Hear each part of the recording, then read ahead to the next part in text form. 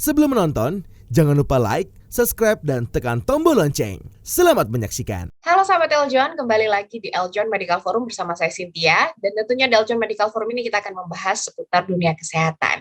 Hari ini menarik sekali kita akan bahas soal bagaimana merawat kulit, tapi khususnya adalah untuk kulit kering. Nah, sebetulnya apa sih penyebab kulit kering ini? Kemudian juga bagaimana sebetulnya perawatan yang baik untuk kulit kering? Akan kita bahas hari ini bersama narasumber saya dan narasumber kita di Eljon Medical Forum ada Dr. Ruth Agustina. Halo Dr. Ruth. Halo Mbak. Apa kabar dokter? Ya, baik. Baik. Oke, dokter kita akan bahas soal bagaimana merawat kulit kering ya dokter? Iya, oke. Nah, dokter sebetulnya nih pertanyaan pertama dok, apa saja sih jenis-jenis kulit wajah ini dokter sebelumnya ada apa lagi selain jenis kulit kering? Nah, kalau jenis kulit, kita ngomongin jenis kulit itu ya. Jadi yang pertama itu kita ada namanya kulit normal. Kulit normal ini adalah kulit yang menurut saya anugerah gitu ya dari Tuhan gitu ya. Karena memang kelihatannya itu nggak ada pori, poreless lah gitu ya. Kemudian dia tidak berjerawat, terus kelihatannya juga mulus gitu. Nah, yang kedua dry skin tentunya yang akan kita bahas hari ini. Dry skin itu cenderung gini, lebih pori-porinya kecil, kemudian dia cenderung kulitnya itu kasar dan merah, serta kusam, cenderung bisa terjadinya kerutan, serta elastisitasnya kurang gitu. Kemudian ada jenis lagi yang namanya oily acne prone, ya cenderung bisa berjerawat, berminyak. Kemudian ada kulit yang sensitif. Sensitif itu bisa karena apply skincare yang kurang baik atau tidak tepat, menjadi lebih sensitif. Ya, ciri-cirinya dia bisa gatel, merah, dan bengkak gitu. Terus kemudian ada kulit kombinasi, yaitu kulit yang di daerah T-zone-nya itu dia berminyak, tapi di daerah yang lain dia kering, begitu. Itu sih, Cynthia. Kalau kulit berminyak juga ada dokter? Bagaimana? Kalau untuk kulit berminyak ada berarti ya dokter ya? Kulit berminyak iya, oily, acne prone. Ya. Oke. Kulit berminyak cenderung berjerawat. Oke. Nah, kalau untuk kulit kering sendiri dokter tanda-tandanya tuh seperti apa sih dokter? Nah, kalau kulit kering itu memang genetik juga. Jadi tanda-tandanya itu adalah kusam. Terus terasa kenceng, ketarik gitu, terus-terusan. Terasa kenceng dan ketariknya itu terus-terusan, apalagi setelah mencuci muka. Terus kemudian terlihat adanya cracking. Jadi di kulit-kulit itu terlihat adanya kayak apa ya kita bilangnya ya, kayak dessert ya, kayak apa sih yang kita bilang itu tanah yang kering gitu loh, tanah kering, tanah yang cracking gitu.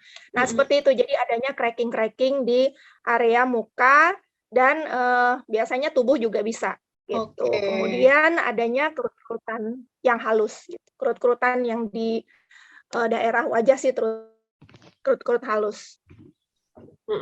Oke. Berarti dokter kalau misalnya kulit wajah kering itu biasanya apakah memang kulit tubuhnya juga kering atau seperti apa dokter? Kalau kita mungkin bicara genetik gitu ya dokter ya?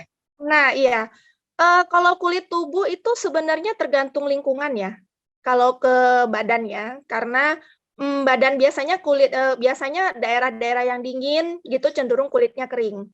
Kalau daerah yang biasanya tropis cenderung kulitnya ya biasa aja, netral gitu ya, atau bahkan bisa berminyak gitu. Dan di badan juga sama sih. Kadang-kadang makanya kalau kita kepanasan itu kan kadang kita kan anyep gitu ya, gerah gitu ya. Jadi udah panas, terus lembab, terus minyaknya banyak gitu. Jadi makanya gitu. Oke. Kemudian apa nih dokter penyebab kulit kering sebetulnya? Tadi kan dokter juga bilang udara ya dokter ya, kemudian juga genetik. Ada hal lain lagi nggak dokter penyebab-penyebabnya? Lebih ke genetik sih ya, lebih ke genetik terus ke hormonal. Ya, hormonal juga ada ikut andil di dalam menyebabkan kulit kering tersebut. Terus kemudian lingkungan seperti saya bilang tadi, iklim dingin. Terus kemudian part of aging skin. Jadi memang kulit kita oksidasi ya menua ya. Jadi part of aging skin itu namanya, kita bilang kelainannya serosis gitu. Akhirnya nanti maksudnya elastisitasan kulit kita itu berkurang. Jadi begitu dipencet dia lama baliknya gitu. Akhirnya nanti ujung-ujungnya ke sana gitu kalau kita tidak merawat ya. Oke. Apakah juga dokter katanya nih dok, kalau misalnya cuci muka dengan air hangat terlalu sering juga katanya bisa menyebabkan kulit kering dok? Nah, kalau air hangat ya tentu sama seperti kita kalau saya analogikan ya dengan kayak misalkan kita mencuci piring gitu ya. Kalau dengan air biasa kita mencuci piring yang berlemak itu agak susah. Ya. Tapi kalau dengan air lebih panas ya, air panas itu dia mencuci piringnya, lemak-lemaknya itu bakal cepat hilangnya gitu. Nah, sama halnya dengan kulit kita. Jadi kalau misalkan kita makin panas, makin cepat si oilnya itu keluar gitu, makin panas gitu. Nah, caranya bagaimana? Enggak dingin, enggak panas juga. Namanya lukewarm water. Artinya di suhu sekitar 36 sampai 38 derajat. Caranya bagaimana, Dok? Caranya airnya dialirin di tangan ini, kemudian dilihat gitu, dirasakan gitu. Sedikit slightly lebih panas dari kita rasakan di sini gitu.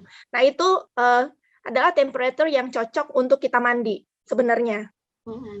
Jangan terlalu panas, jangan terlalu dingin juga. Seperti itu. Sama, kulit wajah, kulit muka sama. Jadi nggak boleh terlalu panas juga ya dokter ya? Nggak boleh panas, nggak boleh dingin. Gitu. Standar, 36 sampai 38. Kayak gitu. Kemudian dokter katanya juga kalau misalnya sering-seringan di ruang ber-AC, katanya bisa menyebabkan kulit wajah kering juga dokter. Seperti saya bilang tadi sih sebenarnya lingkungan ya. Tadi saya bilang sama dengan klimat yang iklim yang dingin sama AC juga itu kan menyerap kelembapan.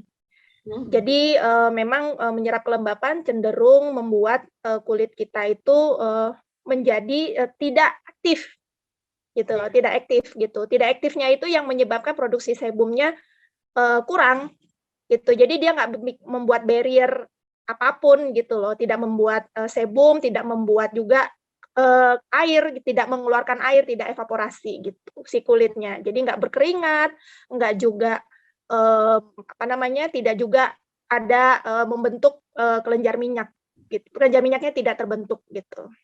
Oke. Kayak gitu sih. Kesalahan dalam pemilihan skincare juga bisa sebabkan kulit kering nggak dokter? Entah itu mungkin ada kandungan yang nggak cocok atau dia sering nge-scrub gitu ya dokter atau apa gitu. Apakah ada hubungannya juga dok? Nah, kesalahan itu yang satu yang sering saya dapatkan temui di klinik ya. Jadi dia pikir kulitnya itu kering, padahal dia kombinasi gitu ya.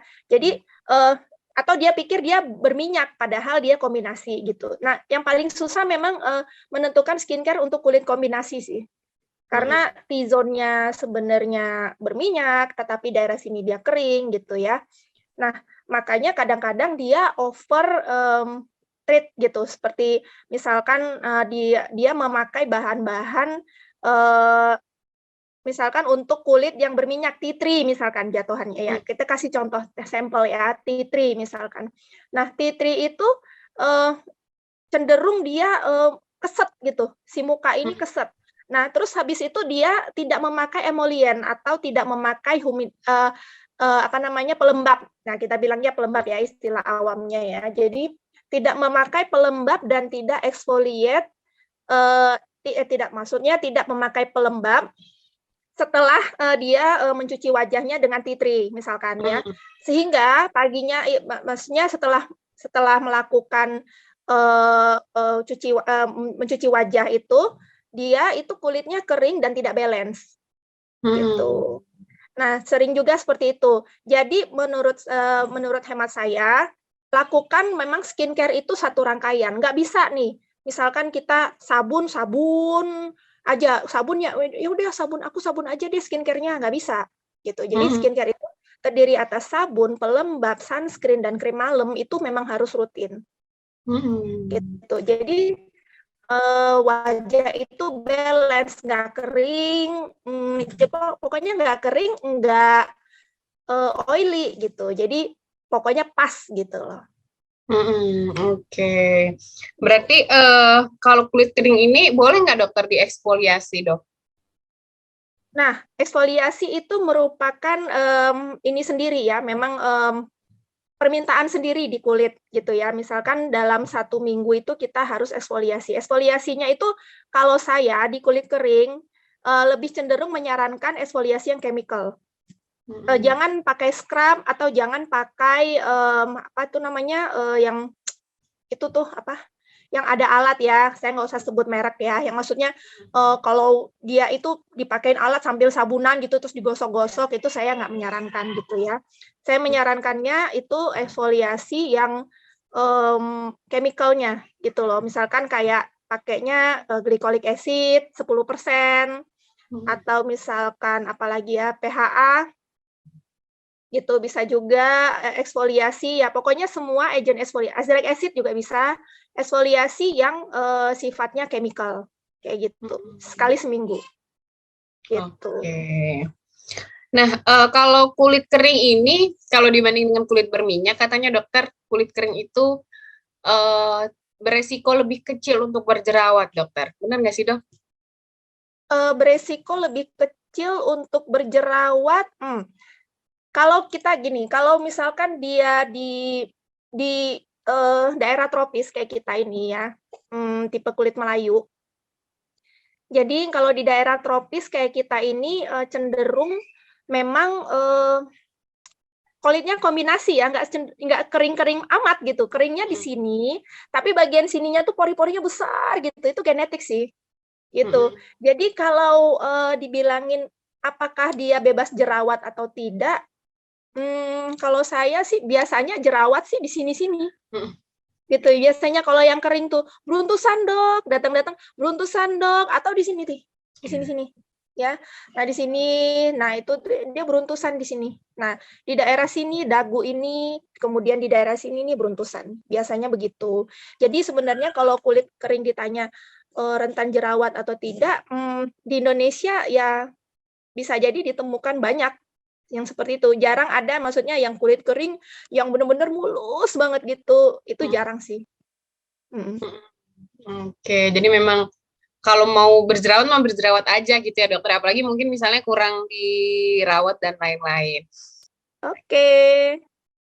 Sahabat Eljon, itu dia tadi ya, kita sudah mendengarkan jenis-jenis kulit, kemudian juga kulit kering itu seperti apa, bahkan penyebabnya juga, serta tadi kita bahas juga soal skincare dan lain-lain. Tapi jangan kemana-mana, tetap di Eljon Medical Forum.